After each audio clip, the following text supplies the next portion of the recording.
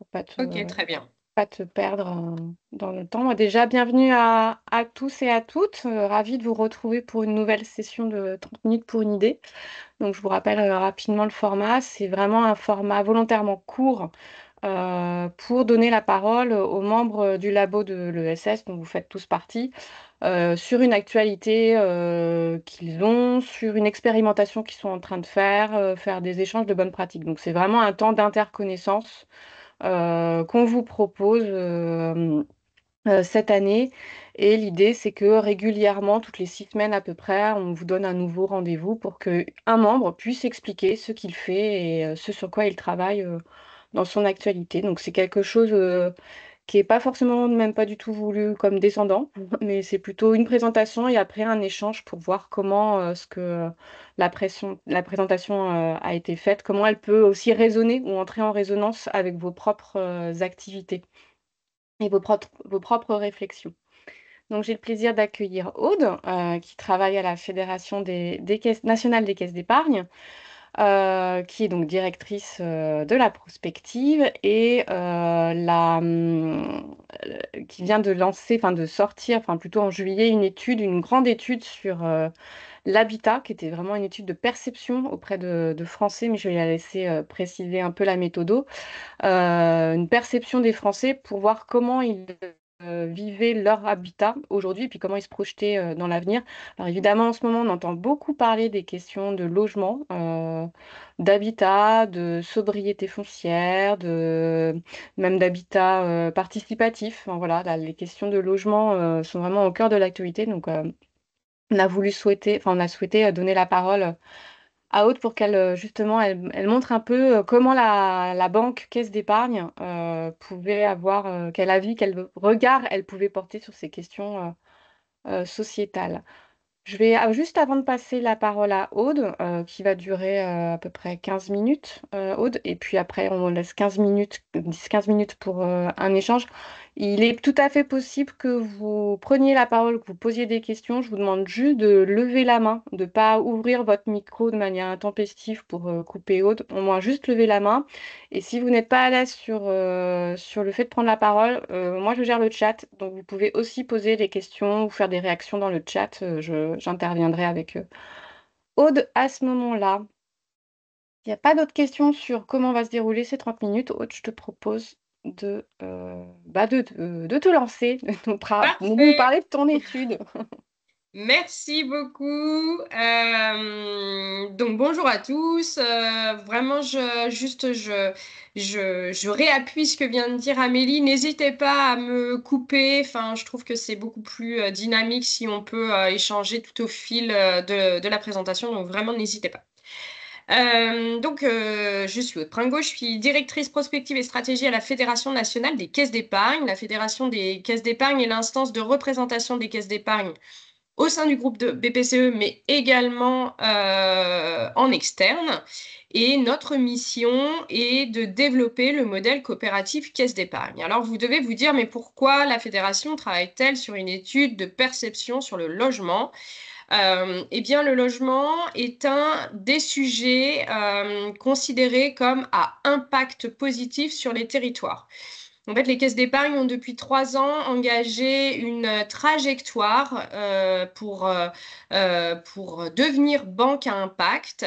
Et dans ce cadre-là, on a fait une étude auprès des dirigeants pour identifier les domaines d'impact des caisses d'épargne sur chacun de leurs territoires. Donc, il y a des domaines d'impact qui sont évidemment propres à certains territoires, mais il y avait un domaine d'impact qui était vraiment commun aux 15 caisses, c'est celui du logement. Notamment puisque les caisses ont un leadership historique sur le sujet, à la fois en tant que financeurs des particuliers, mais aussi accompagnateurs des grands offices de HLM et du logement social. Par ailleurs, on sait qu'il n'y a pas de transition climatique qui se fera sans un intérêt accru sur la question du logement. Et puis, les caisses d'épargne, dans leur modèle, ont une facette un peu spécifique de continuer à tenter d'être pionnière dans les transitions de la société. Et donc, bah, le sujet du logement est évidemment un sujet qui est nécessaire aujourd'hui d'accompagner, de défricher, de tenter et de permettre en tout cas que de nombreuses initiatives puissent se faire. Alors, l'étude que je vais vous présenter aujourd'hui, en fait, ce que je vais vous présenter concrètement aujourd'hui, c'est plutôt l'enquête terrain qu'on a menée auprès d'un panel de 5000 habitants. Et puis, Amélie le disait, c'est une étude qu'on a lancée au mois de juillet, mais on avait également, les caisses d'épargne sont opérateurs de logement social, notamment à travers un office qui s'appelle Habitat en région. Et donc, on avait proposé à Habitat en région de questionner aussi leurs locataires sur cette question de l'habitat de demain. Et donc, ce que je vous présente aujourd'hui, c'est une enquête qui finalement et le résultat de plus de 10 000 réponses. Également, je vous ai mis le lien en fin de présentation. Vous pourrez aller sur notre site internet et retrouver l'intégralité de cette enquête et surtout les déclinaisons régionales, puisque les caisses d'épargne étant des banques 100% régionales, en fait, nous, on fait en sorte que nos études soient régionalisées et c'est de la matière à réflexion qu'on donne à chacun des territoires. Et puis enfin, quand on fait des études sociétales, on aime bien confronter ce que disent les Français avec des entretiens d'experts. Donc, j'y reviendrai en fin de présentation. On a interrogé une trentaine d'experts du logement, que ce soit des sociologues, des économistes, mais aussi des notaires, des bâtisseurs, pour avoir donc une idée claire de ce qu'on peut dire de la perception et des enjeux autour de l'habitat de demain. Alors déjà, quelle est la perception des Français sur sur le logement aujourd'hui? Alors, tout d'abord, un peu vous dire comment se répartit le logement en France. Aujourd'hui, 84% des logements du territoire sont des résidences principales. Et sur ces résidences principales, presque 16% émanent du logement social. Ensuite, il y a à peu près 7,5% qui sont des résidences secondaires et il y a plus de 8% de logements dits vacants. Donc, c'est des logements qui ne sont pas habités, qui ne sont pas habités. Ces logements sont souvent très excentrés des cœurs de ville, dans des zones où il y a peu de transports. Vous le verrez, les transports et les services de proximité sont vraiment un des critères de choix pour les Français dans l'emplacement de leur logement. Et donc, sur le logement social, ce qu'on peut dire, c'est qu'il y a à peu près 5 millions de logements sociaux en France qui sont répartis sur l'ensemble du territoire. Et c'est vraiment une spécificité française, hein. Quand on regarde les autres pays européens, c'est vraiment moindre.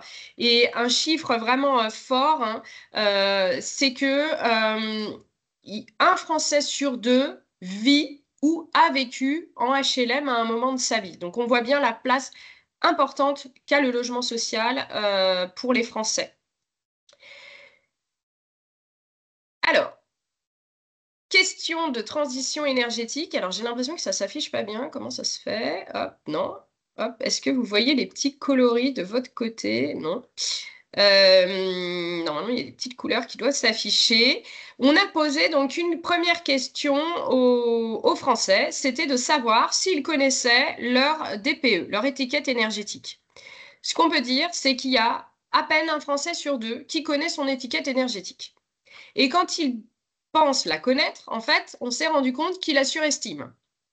Vous le voyez à l'écran, 12% des Français pensent vivre dans un logement classé A.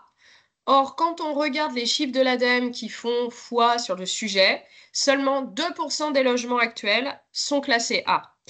Ce qui est vraiment intéressant, je trouve, sur la partie énergétique, c'est que pour le groupe Habitat en région, qui a vraiment enclenché cette transition, et ce qui est vrai pour le groupe Habitat en région, l'est aussi pour d'autres organismes de logements sociaux, la transition énergétique, la réhabilitation des logements sociaux a vraiment été entamée, et aujourd'hui, ils ont des scores énergétiques bien meilleurs que le logement traditionnel.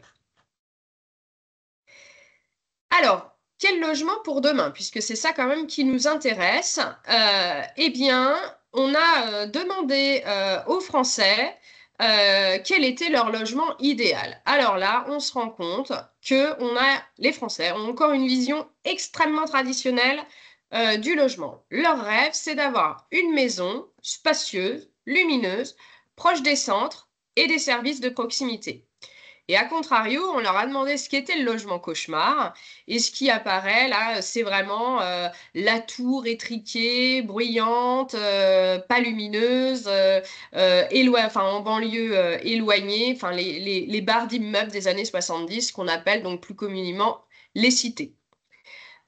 Et pourtant, on est en fait très loin de la réalité du logement social, hein. Le logement social, enfin, les grandes tours sont maintenant assez minoritaires finalement dans les propositions de logement social qui sont proposées aux Français.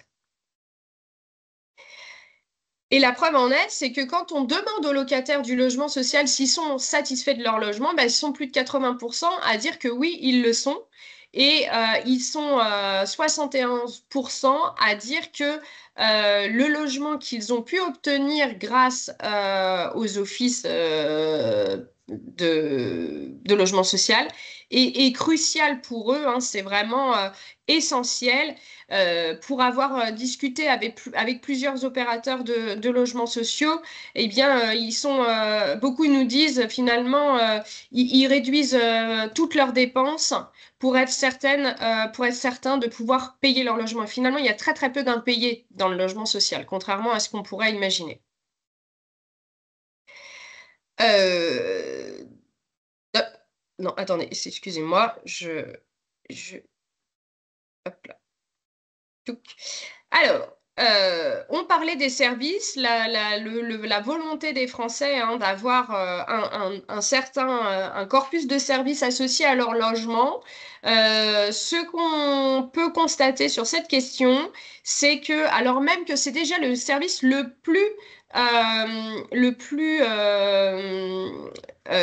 plus présent dans les logements, qui est celui de l'extérieur, du jardin, ça reste le service le plus prisé. Aujourd'hui, ce que veulent les Français, c'est avoir la possibilité d'avoir un extérieur. Et vous le voyez, c'est important sur toutes les classes d'âge, mais c'est encore plus fort chez les jeunes. Je pense que vraiment, la période du confinement Covid a été un vrai déclencheur de cette réappropriation de l'espace. Alors, je vois que Romain a une question. Oui, une petite question technique. Alors, j'arrive Oui, pas bien à lire les chiffres en blanc et je eh comprends pas oui, oui, oui. les barres en vert. Alors, Les barres attendez, en ce que vert. je vais faire, je vais essayer de vous partager le document autrement, parce que je vais vous partager mon écran. Je pense que ça va peut-être être mieux. Est-ce que là, vous voyez mon écran? Et je me remets sur la bonne slide, qui est celle-ci. Alors, par contre, là, je vous verrai plus. Donc, Amélie, Ouais, faudra que tu me pas de coupes parce que souci. de ce fait, j'ai plus accès Ok, il y a Corinne. Ouais, il y avait à vos Corinne qui avait une visages. question. Oui, Corinne. Et je n'entends pas Ouais, Corinne. Corinne, il faut mettre le micro par contre.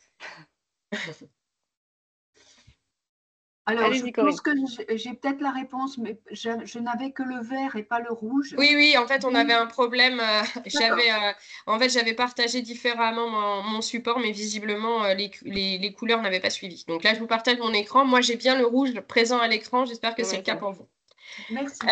Donc sur les services, premier service plébiscité par les Français, alors même que c'est déjà celui qui est le plus possédé par les Français, c'est l'espace extérieur, la capacité de pouvoir déjeuner dehors et faire son petit barbecue le dimanche. Ça reste vraiment un service essentiel et c'est vraiment aussi très très fort chez les plus jeunes.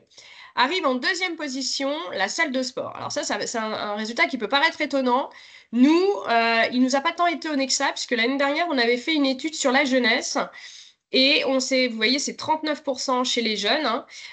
Et en fait, on s'était rendu compte on se rend compte, hein, il y a des études qui le montrent aujourd'hui, les Français et particulièrement les jeunes ont compris que pour vieillir le plus mobile possible, eh bien, c'est important d'entretenir sa condition physique. Et donc, derrière la salle de sport, il y a vraiment cette idée de sport bien-être, de pouvoir être en capacité d'avoir une activité physique pour bien vieillir. Et donc, c'est un chiffre qui est encore plus fort chez les jeunes. Arrivent ensuite donc tous les services à la personne, les services d'entraide, de santé. Là aussi, assez peut-être un peu, enfin nous, c'est un chiffre qui nous a peut-être étonné, qui nous a un petit peu étonné, c'est que ces chiffres sont finalement aussi forts chez les populations seniors que chez les jeunes. Il y a vraiment ce besoin de pouvoir s'entraider. C'est vraiment des choses qui commencent à faire leur chemin dans la logique de comment on habitera demain.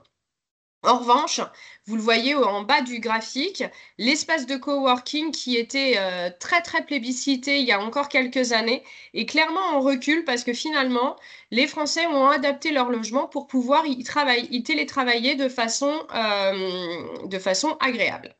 Alors, qu'en est-il sur le logement social? Eh bien, c'est à peu près les mêmes critères qui remontent, mais ils remontent encore plus fort parce qu'il y a déjà dans le logement social, en fait, le logement social propose déjà en fait un certain nombre de services associés. Donc, disons que quelque part, les locataires se sont presque déjà un petit peu habitués à ça et donc le demandent encore plus fort. Et vous voyez donc l'espace extérieur là en revanche, puisque quand même une majorité des logements sociaux sont quand même dans des immeubles qui sont des fois des petits immeubles, mais ça reste de l'immeuble et de l'habitat collectif. L'extérieur est encore plus plébiscité que chez le reste de la population.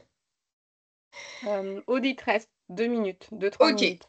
ok. Alors là, je vais passer très vite sur les concepts du futur de l'habitat. Donc, premier concept, le co-living. Le co-living, c'est la colocation en fait. Ça, c'est vraiment un concept qui parle beaucoup plus aux jeunes. Ils sont 64%. C'est des concepts qui sont bien connus aussi chez les habitants de logement social. En revanche, ils aimeraient assez peu y vivre. Sur l'habitat alternatif, eh bien, c'est un concept qui est assez connu. Ils sont 66% à nous dire le connaître. En revanche, ils sont quand même que 25% à voir clairement ce que c'est. L'habitat alternatif, en fait, c'est tous les modes de construction plus écologiques. Et vous le voyez, hein, quand on a creusé la question de savoir ce qui intéressait les jeunes sur ce type d'habitat, bah, c'est l'aspect écologique en premier lieu, mais vraiment talonné par l'aspect économique. Alors, nous sommes banquiers, donc évidemment, nous nous sommes intéressés à la question du financement de la propriété. Et là, on voit que les concepts sont très mal connus, alors même que le rêve de propriété reste vraiment un idéal. 57% des Français qui ne sont actuellement pas propriétaires souhaitent le devenir. Et chez les 18-34 ans, il y a 81% des jeunes qui souhaitent devenir propriétaires. Ça, c'est un chiffre qu'on avait déjà challengé l'année dernière. Le logement, la pierre, reste l'assurance tout risque pour les Français. Sur le panel du logement social, c'est évidemment plus faible pour une raison très simple, c'est que leur capacité, ils ont conscience que leur capacité financière ne leur permet pas, ou en tout cas permet difficilement, de devenir propriétaire. Aude, il y avait Bruno qui avait une question. Oui. Non, mais en fait, je l'ai enlevé parce que je voulais savoir ce que c'était que l'habitat alternatif. Et ah, d'accord, parce que votre main était toujours levée, pardon. Ah oui, pardon, j'ai pas. Oui. Okay. Alors, donc la propriété, on voit, hein, elle est essentiellement d'abord freinée par les impacts financiers, le coût du crédit, l'apport personnel, la durée du crédit. Et puis, par contre, fait étonnant quand même, il y a 31% des Français qui ne souhaitent pas s'endetter par principe. Alors ça, on a été assez étonnés parce que on pensait que c'était un irritant qui était quand même derrière nous. Donc on voit là aussi hein, qu'il y aura de la pédagogie à faire. Et donc on a questionné tous les nouveaux principes, toutes les nouvelles solutions d'accession à la propriété. Très clairement, il y a un besoin colossal de pédagogie sur ces sujets-là. Déjà, on le sait, hein, de façon plus générale, les Français comprennent très mal les questions d'argent. Donc comprennent très mal les questions d'accession à la propriété. Et finalement, Dans les nouvelles manières d'accéder à la propriété, on a questionné les baux amphithéotiques, la dissociation du foncier du bâti, le co-investissement. Le seul modèle qui ressort un petit peu comme pouvant se développer assez vite dans les prochaines années, c'est l'achat d'un logement en location avec option d'achat. Vous voyez, ils sont 83% à penser que c'est quelque chose qui pourrait se démocratiser dans les années à venir. Donc, c'est des points qu'on est en train, nous, de regarder, comment on peut regarder ces points-là pour continuer à permettre aux Français d'accéder quand même à leur idéal et à leur aspiration, qui est la propriété. Donc, rapidement, ce qu'on peut retenir de tout ça, c'est que les aspirations des Français sont clairement en décalage avec les enjeux climatiques et environnementaux, que les étiquettes énergétiques sont mal connues, que les nouvelles formes d'habitat sont mal connues, qu'en revanche, les services partagés, les services associés au logement, on le vend en poupe, et que le leasing immobilier donc, pourrait être une manière de permettre à un plus large panel de Français d'accéder à la propriété. Alors juste en guise de conclusion, on a challengé donc, ces résultats avec des entretiens d'experts. Et ce que je retiens, moi, de cette trentaine d'entretiens qu'on a menés, c'est qu'il y a 4 mots-clés. Déjà, premier enjeu, le plus important, c'est d'être en capacité de pouvoir proposer à chaque famille, à chaque ménage français, un toit décent et abordable pour y vivre. Qu'ensuite, la transition énergétique, elle passe nécessairement par notre capacité à relever le défi de l'adaptation des logements, l'adaptation à la fois en termes écologiques, mais aussi en termes d'offres. Parce qu'en fait, ce qu'on se rend compte, c'est que en fonction des territoires, finalement, l'offre de logement qui est proposée, elle ne correspond pas du tout à la typologie de la population. Soit parce que il y a des très belles demeures qui sont proposées à des gens qui n'ont pas les moyens de les acheter, ou au contraire, il y a des logements qui sont trop petits par rapport à des structures de population pas en adéquation, ou alors en Île-de-France, où il y a beaucoup de familles monoparentales, là, il y a finalement beaucoup trop de logements grands par rapport aux besoins des familles monoparentales. Et ce qu'on peut dire aussi, c'est que probablement que la réinvention du vivre ensemble, elle passera aussi par la capacité d'innovation autour de ces questions liées à l'habitat. Les services associés, par exemple, ce qu'on a pu voir dans les verbatims déposés, c'est que finalement, pour les personnes qui vivent en pavillon ou il y a probablement des choses à imaginer à l'échelle du quartier, à l'échelle de la rue, qui pourraient être beaucoup plus, où il y a probablement des zones de test en fait à investiguer. En tout état de cause, ce qu'on peut retenir sur cette question du logement, c'est que si on veut construire un habitat de logement, un habitat de demain, pardon, conforme aux aspirations des Français, mais en cohérence avec les enjeux écologiques et économiques, il y a déjà d'une, il n'y a pas de petite, il y a pas de petite action qui est à mettre de côté. En fait, le champ est tellement vaste que tout ce qu'on pourra mettre comme pierre à l'édifice est vraiment très important. Et par ailleurs, il y a un vrai besoin de se mobiliser pour faire de la pédagogie autour de ces concepts, parce qu'on sait bien, par exemple, que la maison individuelle, en termes écologiques, elle n'est, enfin, c'est vrai, ça pourra pas, en tout cas, être un modèle d'avenir. Voilà, je suis disponible pour répondre à vos questions dans le temps qui nous reste. Bravo, Aude.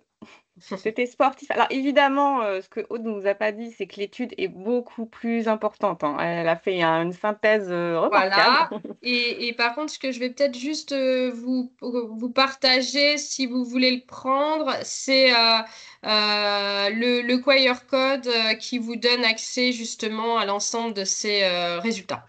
Ouais, et moi, je renverrai le lien Voilà. dans le chat. Hop, voilà. Est-ce qu'il y a déjà des questions ou des réactions, des étonnements ou au contraire Voilà, pas d'étonnements sur ces je vous réactions? laisse une petite minute pour Allez, Romain et après répondre. Bruno. Et puis...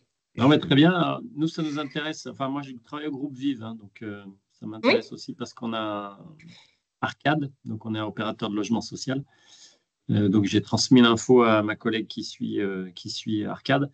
J'avais une question, moi, là, plutôt à titre personnel. Vous n'avez pas étudié la question de l'habitat coopératif qui a Alors, été.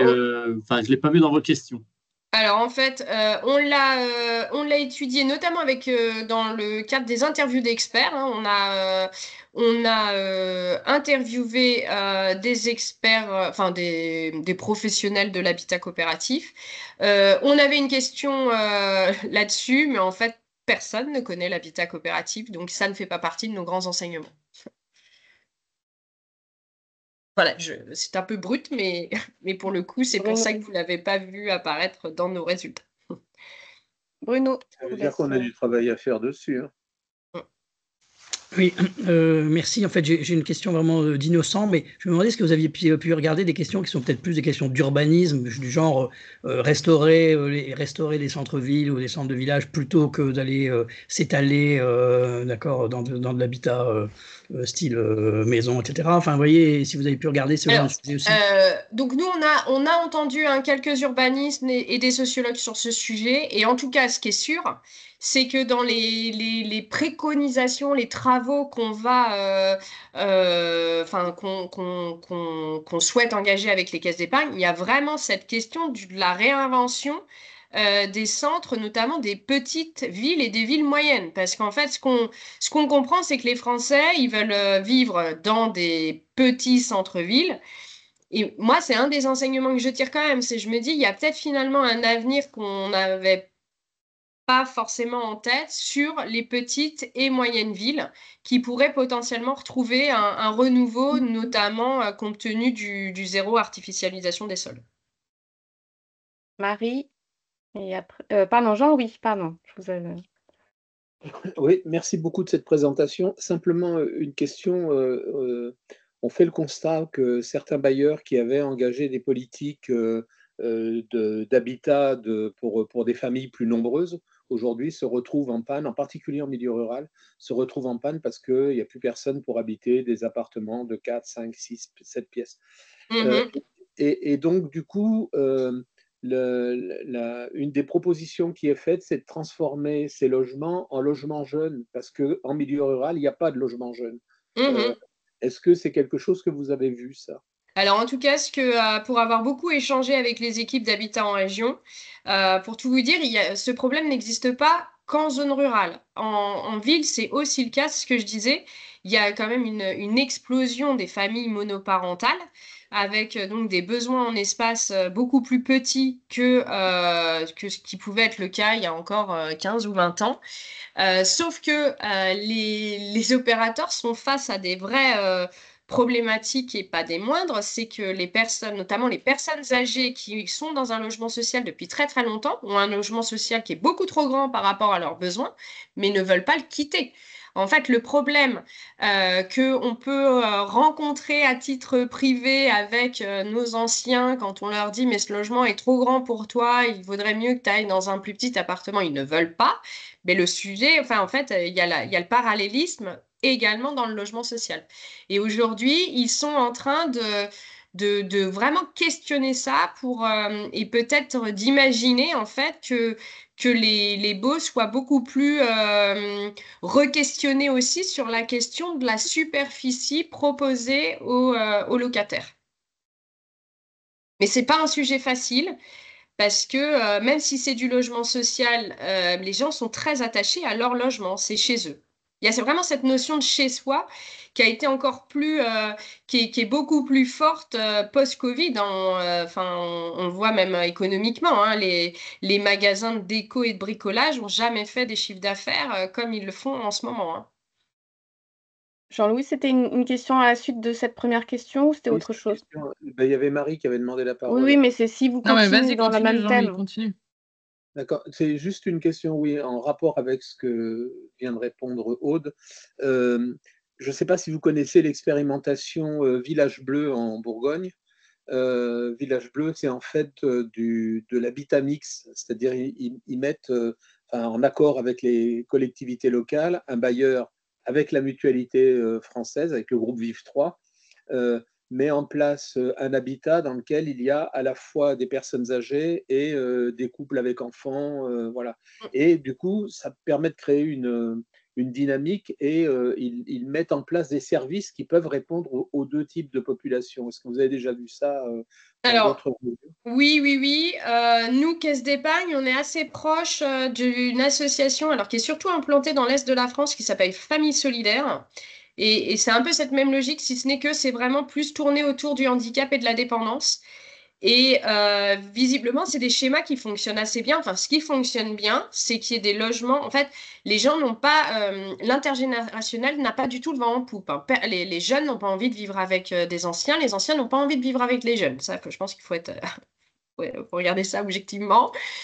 En revanche, ce que les gens sont tout à fait prêts à accepter, c'est qu'il y ait des appartements, des colocations en l'occurrence, avec des personnes porteuses de handicap au milieu d'une résidence où il y a des familles tout à fait classiques. Ça, c'est tout à fait...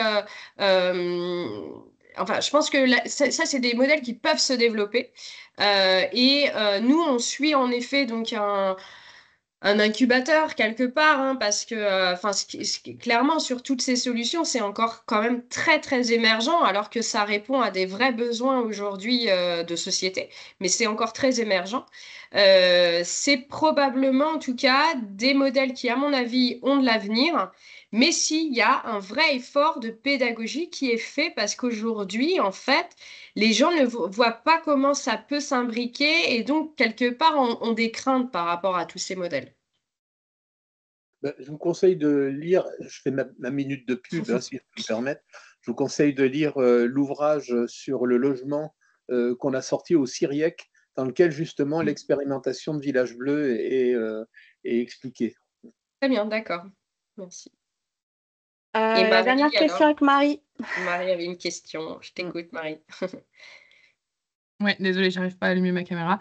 Merci pour cette intervention. En fait, c'est moins une question qu'une remarque, mais ça rebondit aussi sur l'habitat participatif, l'habitat coopératif.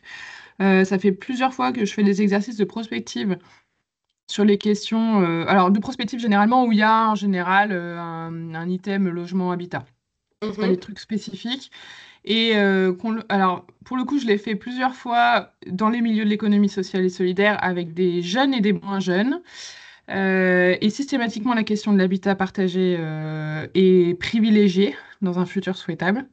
Et donc, c'est quand même assez impressionnant de voir comme c'est en contradiction avec ce que tu dis sur les visions individuelles plus généralement des Français.